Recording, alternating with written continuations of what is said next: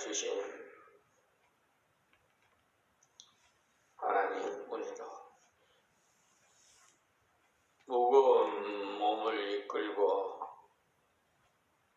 이 자리에 섰습니다. 하나님께서 주신 말씀을 우리 받겠습니다. 이사야 33장 10절 말씀입니다. 여호와께서 가라사대 내가 이제 일어나며 내가 이제 나를 높이며 내가 이제 지극히 높이우리니. 아멘.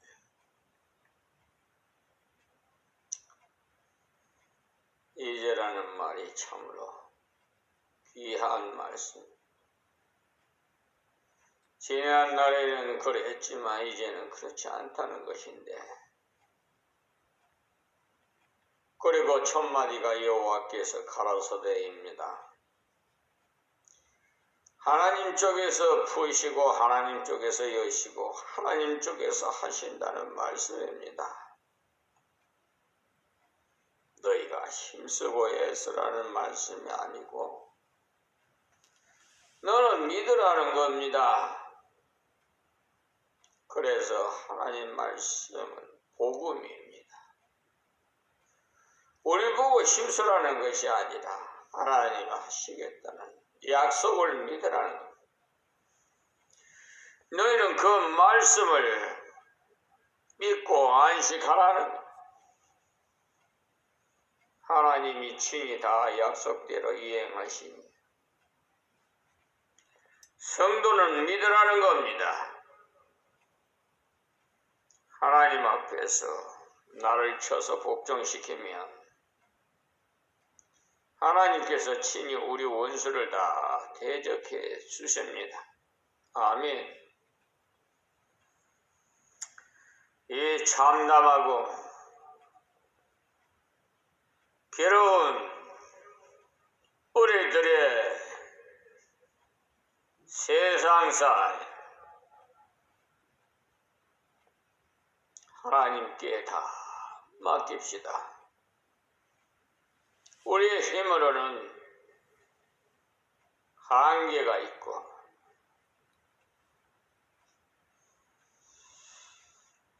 불가능이 있지만 하나님께서는 능치 못하심이 없으심을 우리가 다 믿읍시다. 우리가 나를 쳐서 복종시키지 않고 자신의 뜻대로 하려는 그런 자세가 되어 있을 때는 하나님을 의지하지 않기 때문에, 그러다가 세상 줄이 다 끊어질 때 비로소 주님을 전적으로 신뢰하는 경우가 많아요. 그렇다고 집안이 다 망해야 바른 믿음을 갖게 된다는 것은 아닙니다. 오해하지 마시기 바랍니다. 바울 사도는 다 가지고 있으면서도 세상적으로 신뢰할 만한 것들을 배설물같이 여겼다고 했어요. 저 역시도 배설물같이 여깁니다. 버린다고 해서 없애는 것이 아니에요. 그런 것을 의지하지 않는다는 것을 말합니다. 배운 학벌이나 버린다고 없어집니까? 갖춘 가문이 버린다고 없어집니까? 또 여러 경험들이 버린다고 없어집니까? 다 남아있지요. 근데 왜 배설물같이 버린다고 했느냐? 그런 것을 가지고 있긴 있어도 그런 것은 결코 의지하지 않는다는 거죠. 그것이 바로 버리는 것입니다. 여러분이 물질을 가지고 있어도 괜찮고 학문을 가지고 있어도 괜찮고 또 높은 지위를 가지고 있어도 괜찮아요. 다만 그런 것들을 신뢰하지 않고 주님을 신뢰해 나갈 때 주님께서는 내가 하리라, 내가 해 주리라 하십니다. 그래서 여호와께서 가라사대 내가 이제 일어남이라고 했습니다. 하나님께서 일어나신다는 말은 하나님께서 친히 역사하신다는 말이에요. 우리가 하나님을 신뢰하지 않을 때 은혜로운 역사는 하지 않습니다. 왜냐하니 신뢰하지 않을 때 하나님이 은혜롭게 역사해 주시면 하나님의 은혜인지 재수가 좋아서 그런지 모르기 때문에 역사하지 않아요. 그러나 우리가 회개하고 하나님을 의지할 때 은혜로운 역사를 하셔요. 하나님께서 하셨다는 증거를 분명히 주시기 위해서 그렇습니다. 그래서 이제 나를 높이며 라고 말씀하십니다. 하나님이 일어나셔서 아수르를 치고 이스라엘을 구원하시니 그 일을 통해서 하나님의 이름이 높아진다. 그러니 우리는 그분을 의지함으로 하나님의 영광에 참여하는 것뿐입니다. 하나님께서 일어나셔서 역사하시고 하나님이 높여지실 때 하나님의 자녀는 그분을 따라 높아지는 것. 아버지가 높여지면 그의 자녀 역시 덩달아서 높아지기 때문에 주인이 높아지면 종이 덩달아 높아집니다. 그래서 우리는 자꾸 하나님을 높여야 돼. 내가 이제 지극히 높이오리니 하나님답게 높임을 받으시기 때문에 감히 비교할 자가 없다는 것. 정말 하나님께서 하나님다우심을 보여주신다는 말씀. 전능자이심을 보여주시겠다는 것. 이때 이스라엘과 아수르와는 비교가 안 되는 거예요. 아수르는 강대국으로서 지금 미국과 우리나라와 같은 처지라서 서로 비교가 안 돼. 그런데 아수르가 이스라엘을 치러왔다가 망했다면 그것은 하나님의 역사가 아니고는 그런 일이 없다는 것. 이스라엘 싸움을 잘해서 이겼다고 결코 생각할 수가 없다는 겁니다. 그러므로 우리의 의로움이 클수록 우리의 환난이 클수록 하나님께만 바르게 맡기면 하나님을 더욱 높일 기회가 되어집니다. 그래서 조지 물러 같은 분은 어려운 일이 닥칠 때마다 이런 생각을 했다. 하나님께서 이번에는 어떤 큰 은혜를 주셔서 승리하게 하실는지 하면서 은근히 기대를 했다. 우리들도 문제가 엉킬 때 그때 하나님 간섭이 나타나는 기회가 되도록 하나님만을 신뢰하시기 바랍니다. 그렇게 하면 하나님을 지극히 높여드릴 수가 있고 하나님의 은혜에 동참하는 자가 되는 영광을 얻게 되실 것입니다. 오늘 아침 여기에서 말씀을 맺겠습니다. 이 종이 너무나 참담하고 이 세상에 불의한 절이 너무나 많아서 마음의 상처를 너무 많이 받아서 이 종은 사명이 끝나고 주님 곁에 가는 것을 기도드렸습니다. 이 세상 다 헛되고 헛되는 것, 이 세상 싫어졌습니다.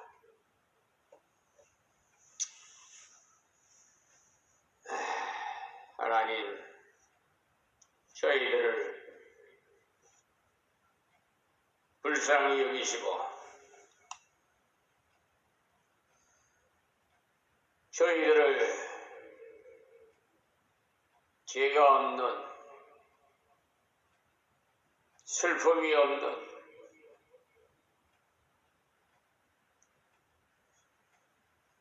행복한 본향인 아버지 곁에 불러주시옵소서. 이 세상에 있는 동안 너무나 마음이 상처를 받아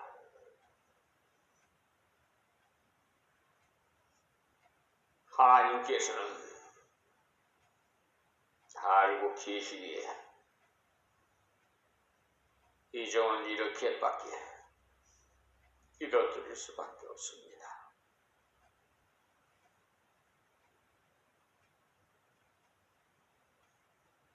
권력을 가진 자들, 기득권 세력을 가진 자들, 공의를 행하지 않고 불의를 행할 저 범죄자들을 하나님께서 심판해 주실 줄 믿사옵고 오늘도 모든 행사 행로 친히 주장하옵시고 영광 받아주옵소서. 예수님의 이름으로 기도합니다. 아멘.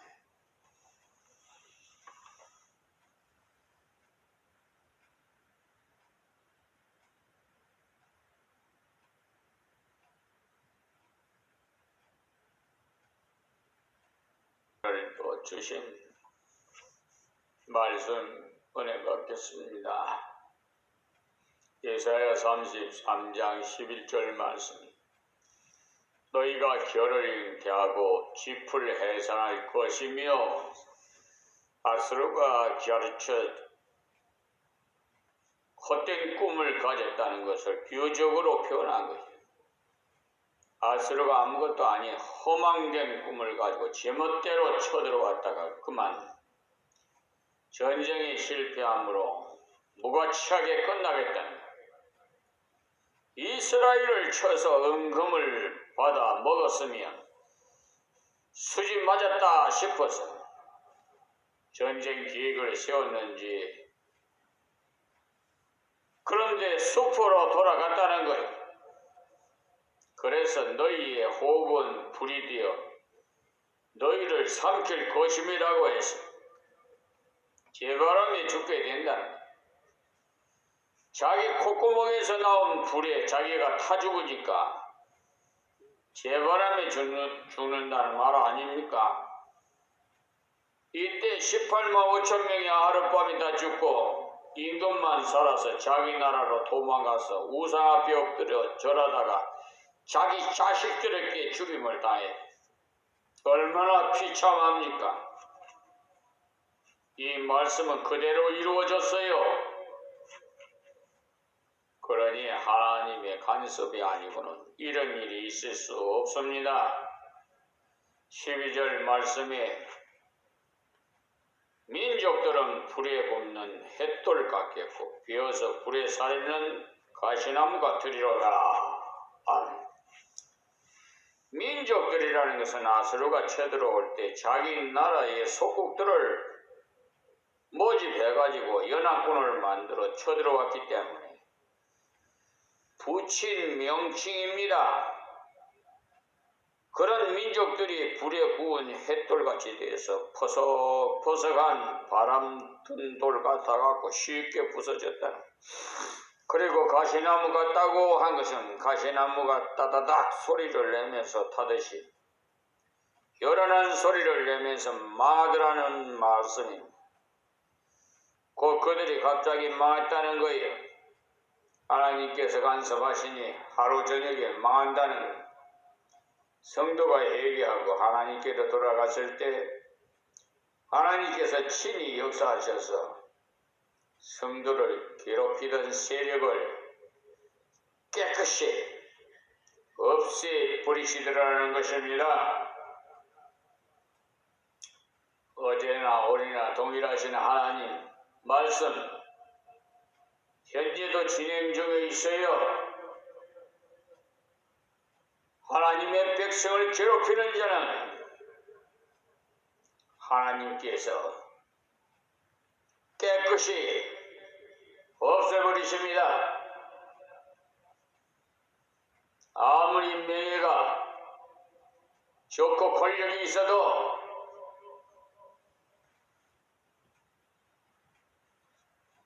판검사라도 경찰이라도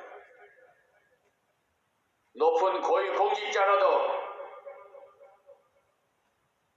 다 깨끗이 없애버려 믿습니다. 하나님 말씀은 살아서 현재도 진행 중에 있습니다. 똑똑히 이 종은 체험한 종이기 때문에 눈앞에서 그 사건이 일어날 걸 믿습니다. 이 종을 괴롭히고 한을 품게 한 자는 깨끗이 제거해 버릴 줄 믿습니다. 13절 말씀에 너희 먼데 있는 자들아 나의 행한 것들을 들으라. 먼데 있는 자들은 이방인들을 말합니다. 이방인들도 이런 사건을 보고 하나님의 공의를 깨달으라는 너희 가까이 있는 자들아 나의 권능을 알라. 가까이 있는 자들은 이스라엘을 말하는데 이런 사건을 통해서 은혜의 하나님만 믿는 믿음에 굳게 서라는 말씀입니다. 먼데 있는 자들은 이 사건을 보고 함부로 하나님과 이스라엘을 대적하지 말 것을 경고한 것이고 이스라엘에게는 이제부터는 다른 것도 의지하지 말고 계속해서 하나님만 의지하라는 권고인 겁니다. 우리 우방국인 미국도 의지하지 말라는 거예요. 하나님만 의지하라는 거예요. 언제 저들은 등을 돌릴지도 몰라요. 아무리 친한 친구도 배신하는 자들 많잖아요. 윤석열 대통령 된 사람도 문재인 대통령 때 저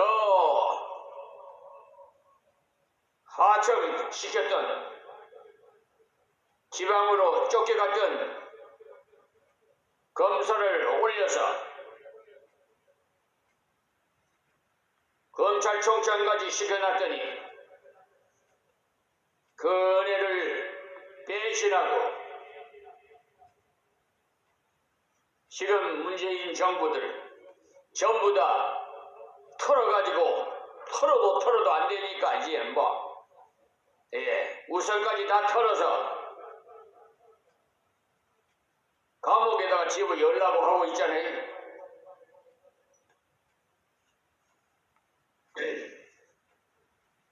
이 배신한 자들은 분명히 자기한테도 그대로 돌아옵니다.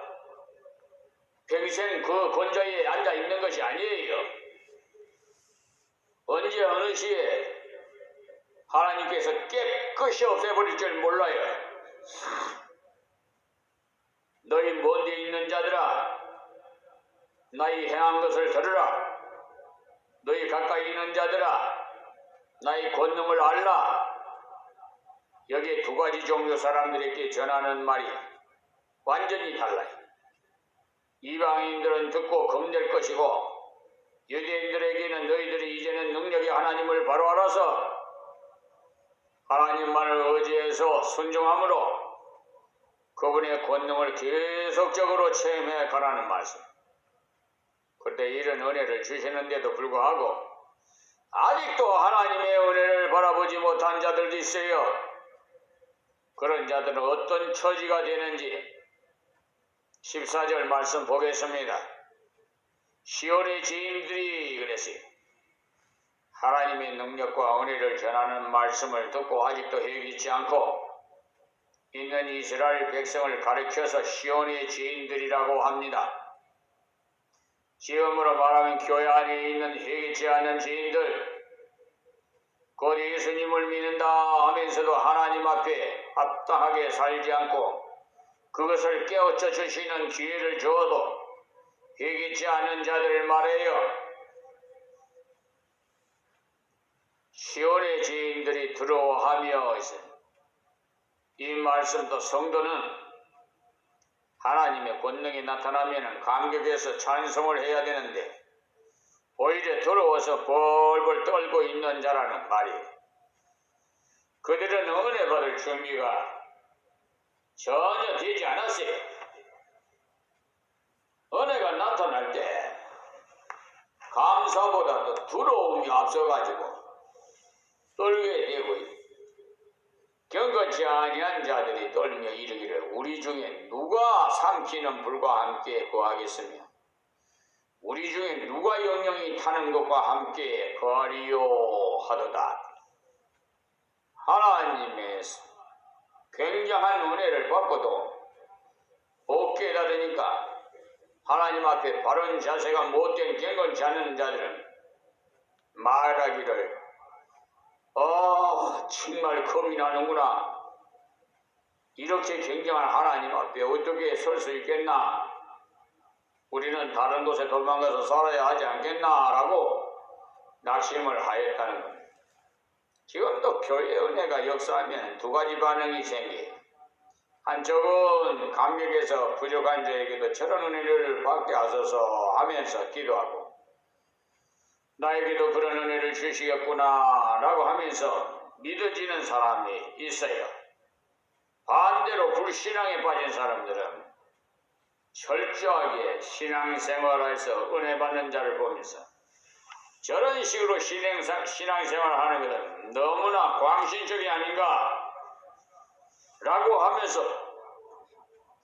나도 저렇게 되면 입장이 곤란한데 하면서 들어와요. 그러니 언제나 하나님의 은혜의 역사가 교회 안에 나타날 때 이런 두 가지 반응이 나타나게 됩니다. 다른 분이 믿음으로 받는 은혜에 동참하기를 사모해서 함께 받음으로써 기쁨이 충만하고 찬송함으로 영광을 하나님께 돌리는 사람도 있고 은혜를 받아서 자기도 열심히 주의 일에 동참하며 세상에서 실패자가 될까 해서 두려워하는 자도 있어요. 성령의 충만에 대해서 오해를 하는 분이 많은데 성령이 충만하면 광신적인 사람이 되는 것으로 아는 분들이 있어요. 결코 그렇지 않습니다. 성령의 충만을 받으면 지극히 정상적 사람이 되게 하십니다. 흔히 성령의 충만을 받으면 선교사나 목사가 되어야 하는 줄 아는 사람이 있어요. 그렇지 않습니다. 성령의 충만을 받으면 여러분이 일터에서 기쁜 마음으로 효과적으로 일할 수 있어요. 주부가 설거지를 찬미하며 하려고 해도 성령이 충만해야 돼. 근데 이때에도 겸손한 자들은 큰 은혜를 받았는데 교만해서 하나님께 회개하지 않으니까 하나님의 은혜가 나타날 때 기뻐하지 않고 오히려 두려워하게 되더라는 것입니다. 15절에 오직이라고 하는데 오직은 반드시 가져야 할 마음을 강조하기 위해서 쓴 용어입니다. 오직 이런 자는 이런 하나님의 은혜가 나타날 때 더욱 하나님 은혜를 크게 받는다고 했습니다. 오직 의롭게 행하는 자는 하나님을 의지함으로써 진리를 따라서 사는 자를 말해. 하나님을 믿고 그 말씀을 순종해 나가는 자를 말하는데 이런 자는 정직히 말하는 자, 토색한 재물을 가증히 여기는 자, 손을 흔들어 뇌물을 받지 아니하는 자, 귀를 막아 피 흘리려는 꾀를 듣지 아니하는 자, 눈을 감아 악을 보지 아니하는 자라는 겁니다. 그러니까 뒤에 나오는 정직히 말하는 자, 토색한 재물을 가증히 여기는 자, 손을 흔들어 뇌물을 받지 않는 자, 귀를 막아 피 흘리는 꾀를 듣지 않는 자, 눈을 감아 악을 보지 아니하는 자는 의롭게 행하는 자의 삶을 설명하는 내용이래. 성도는 왜 정직히 말합니까? 하나님 앞에 살기 때문에. 하나님은 거짓을 행해도 아시고 정직히 말해도 아세요. 그러니 속을 다 아시는 분 앞에서는 거짓말할 필요가 없어요. 거짓말해도 모른다면 거짓말해서 혹 수지를 맞출 수도 있겠지만은 속지 않는 분 앞에 거짓말하면 오히려 혼날 뿐이지 아닙니까? 하나님을 하나님으로 바르게 하는 사람은 거짓말할 수가 없어요. 예수 믿는 사람이 거짓말, 입만 벌리면 거짓말하는 사람, 그 사람은 예수를 제대로 몰라서 그래요. 마귀 사탄의 종이에요. 마음이 괴롭다면 괴로운 것을 그대로 그분께 말씀드리면 되고요. 하나님 말씀이 도무지 믿어지지 않는다면 정직히 믿어지지 않으니까 믿게 해달라고 기도하면 됩니다. 또 헌금을 드리자니 자꾸 아까운 생각이 든다면 그것을 솔직히 그대로 말씀드리고 기쁘게 드릴 수 있는 자원하는 은혜 주시기를 간구해야 그런 마음 상태로 만들어 주십니다. 그런데 믿어지지 않으면서 믿사오니 하면서 위식을 한다면 그것은 믿음이 아니라 자기가 자기에게 체면을 거는 시기일 뿐이에요. 다윗을 만나며 하나님을 마음에 합한 자라고 했는데 그는 죄를 지었을 때도 진실하게 그대로 죄를 하나님 앞에 내놓았어요. 부족했을 때는 그 부족을 하나님 앞에 내놓았어요. 여러분들도 하나님을 하나님으로 대접하는 중요한 것이 진실된 자세가 되겠습니다. 또 토색한 재물 가정이 여기는 자라고 했는데 어떤 사람이 토색하는 자냐? 재물을 모은 것을 보고는 가정이 여긴다는 거예요. 하나님 주신 은혜로 돈을 모아야 복이 되지. 토색한 저런 돈은 나는 결코 부럽지 않아. 이런 생각을 해서 그런 재물을 볼 때 마음에 아무 요동이 생기지 않고 가난하지만 하나님의 품 안에 사는 것을 감사할 줄 아는 사람을 말해. 얼마나 나쁜 사람들이 판검사들이 있는 줄 압니까? 또 수사계통에 있는 경찰들도 토색하는 자들이 많단 말이에요. 정치가지 못해가지고. 심지어 소송 비용 받아먹고도 또 신청해서 또 뺏어가는 이 사기꾼 같은 자들이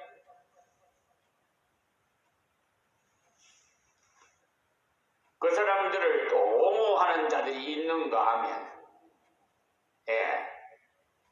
참 어이가 없어요. 이 세상에 마귀 사탄 귀신들이 세상이 뭐라고 말할 수가 없죠. 잠시 잠깐 있다가 불 속에 들어갈 지옥에 갈 사람들이 그러니 이 세상 살아봤자 수천 년 수백 년 사는 것도 아니고 잠시 잠깐 머물다가는 나그네 인생, 어리석은 인생들, 한심한 인생들, 참으로 불쌍한 인생들,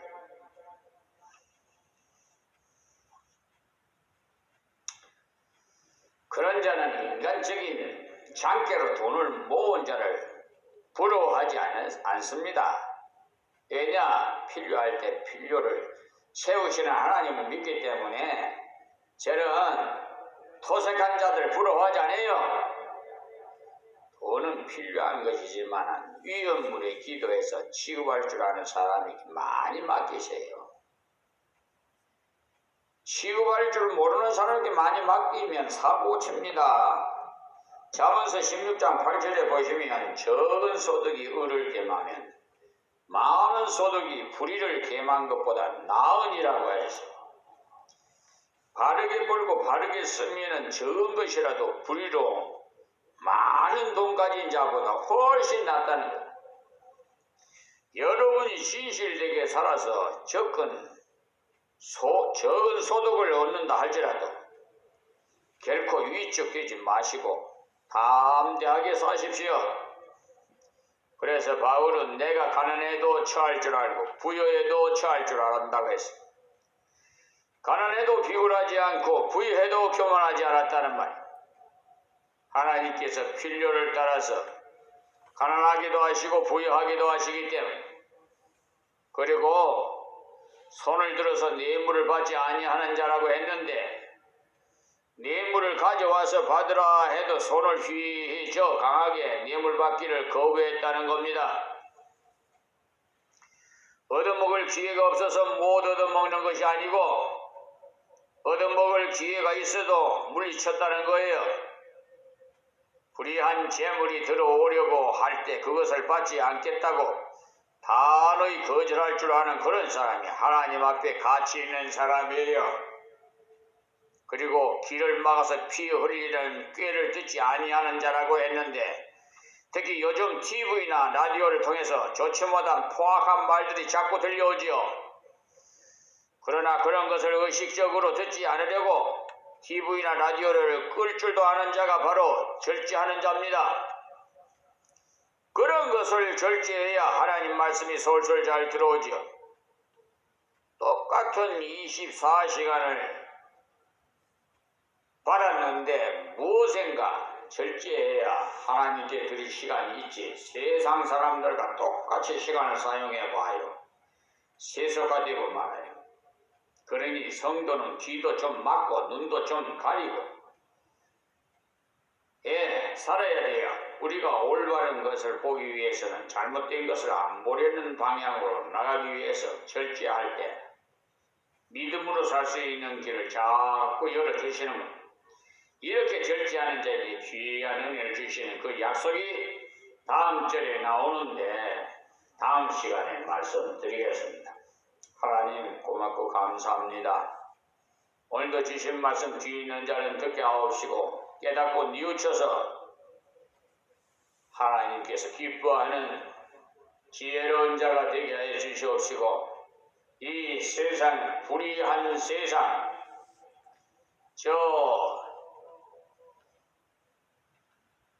토색하는 자들, 거짓말로 사기치는 자들,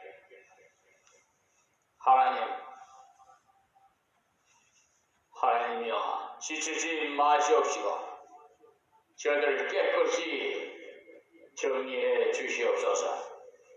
예수님의 이름으로 기도하옵나이다.